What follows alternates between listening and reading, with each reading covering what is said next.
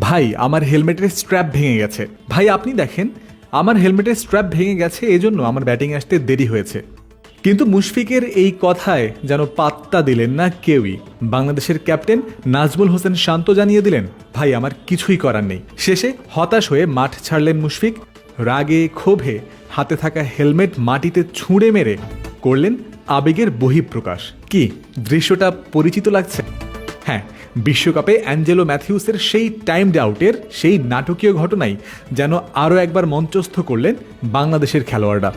টি-20 series জিতে লঙ্কানদের করার timed out সেলিব্রেশনের পাল্টা জবাব দিলেন টাইগার ক্রিকেটাররা, যেন আরও গোছানো রূপে।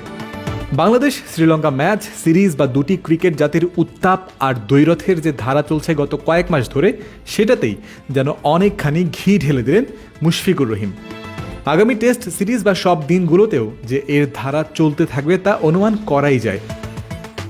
ভারত বিশ্বকাপে প্রথমবারের মতো অ্যাঞ্জেলো ম্যাথিউসকে টাইমড আউট করে বাংলাদেশ। সেখান থেকে শুরু, এরপরে সুযোগ পেলেই টাইমড আউট সেলিব্রেশন করে একে অপরকে খোঁচা মেরেছেন দুই দেশের ক্রিকেটাররা। এর মাত্রাটা যেন বেড়েই চলেছে দিন দিন। জয়ন্ত বিন্দু, ক্রিকেট ফ্রেন্ডজি।